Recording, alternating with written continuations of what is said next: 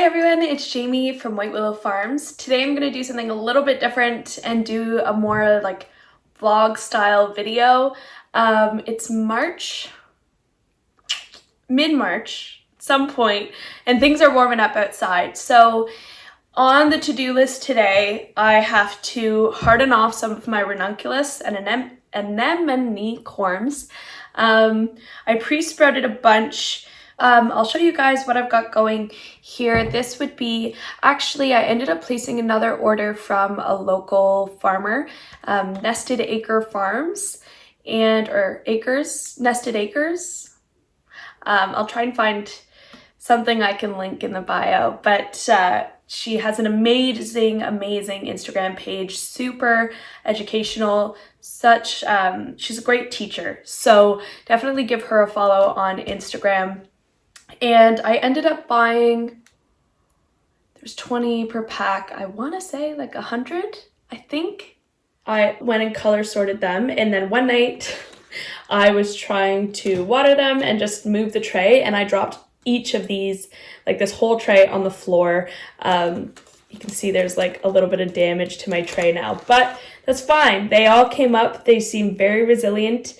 I'll take it as their first test for like hardening them off. Anyway, so you can see I've got some beautiful growth. I'm actually going to dig one up here. Like, let's see. Okay, there we go. So see, these roots are really coming along so well. I don't know if they're going to show up on the camera, but just beautiful. And I noticed she had given a few extra per packet, so I have got so many. And then here, somewhere here, I buried the anemone corms, the two that were working from Whistling Prairie, and still no growth here at the top. I don't have anything popping out, but these roots look amazing. I was a little worried because the top started looking a little rotted, honestly, like it's a little squishy. There was like some white mold looking on top of the other one. Let's see if I can find that one. So I'm wondering, like, did I get rid of some that would have created roots? I don't know. I didn't want them to like rot the rest, but let's see. I need to bury these really well because now that they're going outside for the day, the last thing I want is for these to freeze after all of that. And I did also place another order. Oh, sorry. Okay, well, I'll stop digging around because I'm just digging this guy up. Don't even know where his roots are coming. They're getting so massive. So yeah, it's definitely time to get these guys hardened off and out into the greenhouse.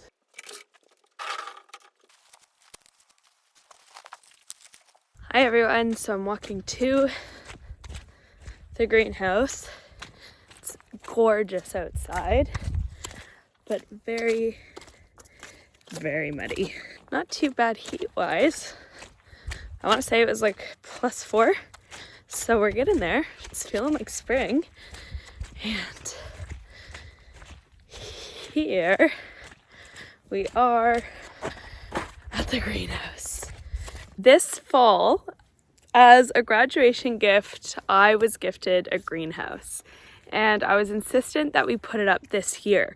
And I've mentioned before that this summer our plan is to move. Right now we're at our family farm and we are buying our own property. So we will be moving, and that means moving White Willow Farms as well. However, I still really wanted to put up the greenhouse because last year when I planted my tulips outside, not only was there uncertainty of when I would get them, and so it was really down to the wire on Mother's Day, and secondly, I had rabbits. So all of the tulips I planted outside, maybe I want to say like a sixth of them survived. So in my mind, putting up the greenhouse, planting my tulips, and knowing that I could have them earlier, maybe even Easter, and I knew I could protect them from the rabbits, was worth the work of putting everything up and then taking it back down. However, this winter was a very snowy winter, and my family farm is surrounded by fields. There used to be more trees. The surrounding farmers took them down, so we're noticing more and more and more wind. So I'm sure you know where this is going. We had a bunch of snow around Christmas, and there were 3 days that I wasn't out shoveling the greenhouse, and that was Christmas Eve and then Christmas. And the next day, yeah, I'm pretty sure it was the next day, we intended to come out with the tractor and move all the snow. And sure enough, we got another big dump. And it was kind of one of those things, we're having a conversation, we're like, oh, do we go and do it right now? No, we might as well let it finish snowing and then do it. And I decided the latter. And of course, with the snow coming in off the field and then the snow falling, it was just too much and my greenhouse collapsed. So I want to show you guys what it looks like now. So coming in, you've got the greenhouse. It's beautiful, nice and warm, and then all my wooden trusses. So what it is this piece right here, all from here all the way to up at the top, that like piece that joins them at the top is just one piece, and the snow had piled up to about here, and it was heavy and it literally just collapsed. So I didn't look at it. Mitch kind of took the lead on it and said that this whole half was on the ground. So I had assumed that meant every single truss, every single of those pieces was broken from there all the way to the end. However, upon further inspection, I did come out, recount, and it looked like only 11 of those pieces were broken, and about 3 of the top ones were bent out of shape. So we contemplated welding them, and I'll still hold on to the pieces and weld those ones as backups. But I think since we're already taking down the greenhouse and rebuilding it next season, or even this fall, I think let's just buy the pieces. They're $20 a piece plus shipping. So now that I know it's not the entire greenhouse that needs replacing, it's just those pieces, it'll be about $400, which is a lot more fathomable to me and still worth it. So yeah, it'll take about 8 to 10 weeks. So I don't really want to mess around with replacing those while the greenhouse is up and I've got plants in here. I need to start worrying about planting. So it's just gonna look like this. It's not very pretty, but it'll stay up and I know it'll be sturdy, and yeah, we're just gonna work with it. On a much brighter note, look at how many tulips are coming up. They look so wonderful. I've got them all the way down here, all the way to almost the end, and then back there is where I'm gonna be planting my ranunculus. So up here, I've got my early season tulips, and planting them in here was a big experiment. I mean, these guys look wonderful. It's really hot in here, so I'm hoping it's not too hot and it doesn't stunt their growth. But these are my early season ones, a lot of singles. So I'm hoping to have these in time for Easter. And, you know, with these being singles, it makes a little more sense to have them for Easter. People are so eager. They just want tulips. They want bright colors, and they're eager for spring. So these are the like more simple, single, early season ones that I'm hoping to have for Easter, and they're doing amazingly. And those come up to about here where I've got a lot of growth. And so I am a little worried that it is too hot, but I mean, they seem to be doing okay. You know, they're getting a pretty decent length back there, and I don't see any buds on them just yet. There was a single one that I saw buds. Where were those? Oh, that's looking like it might be. Oh yeah, this buddy right here. So, you know, I might lose some of these super single ones just to the really short stem, but these are the only ones I'm seeing. So maybe it's a matter of coming during the day and finding a way to have the door open and start ventilating, but these are doing amazingly. I actually have an Easter market coming up on April 8th, so if I can have these ready in time, that would be amazing. That'd be so great. And then here is where I start coming into the doubles, and Mother's Day is really when you want those flashy, beautiful, big, thick tulips. A lot of them look a lot like peonies, and I always get that comment when I do get to have those big ones. So these are also doing so good, and you can see they're a little bit behind, which is exactly what we wanted. Oh yeah, oh, that one's got, oh no, see, like this one looks like it has like a little bud. Darn. I mean, a lot of them look wonderful. Like not many of them have the buds. So I mean, if three of my varieties stunt and don't work out, are stunted, sorry, that's okay. I mean, obviously I'd prefer they all come up.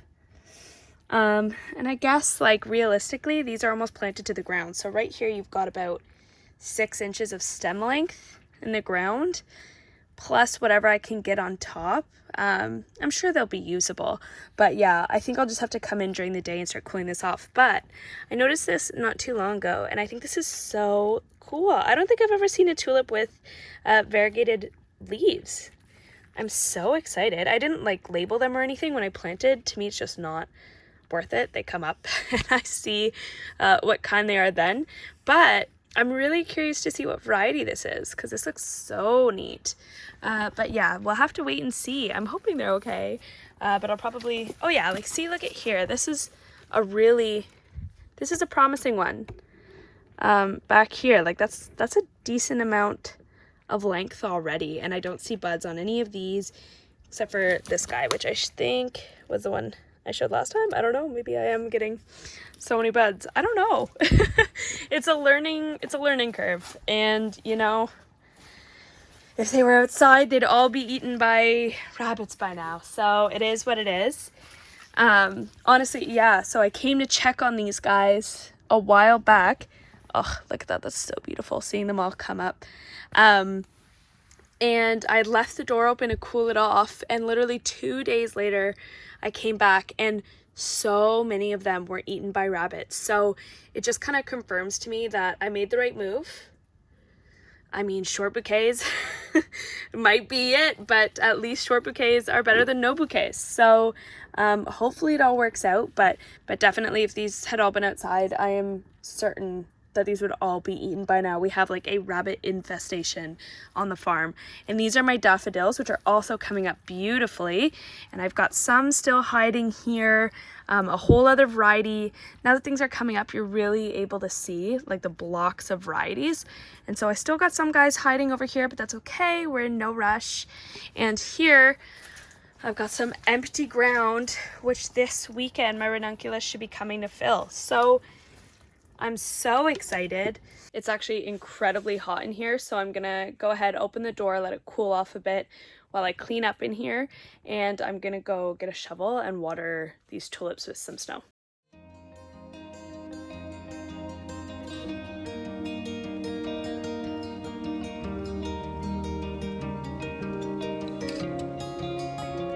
Alrighty guys, so that is our video for today. That's our big greenhouse dilemma. And you know, I came out here thinking I was just going to show you a broken greenhouse, and now I'm realizing my tulips, it might be too hot for them. But that's very much the nature of flower farming. You know, it's easy to get caught up and think I must be doing everything wrong and everybody else must have all the answers. But realistically, this time last year, I also didn't have tulips. This year, my odds are much, much better that these guys do produce and that I get beautiful stems. You know, my odds are looking a lot better, and I'm adapting, and you learn. And no, I'm not going to buy a shade cloth for the greenhouse. That's another thing I mentioned in another video of like, cut where you can. Yes, in the future, a shade cloth is something that I'll have and that I'll reuse.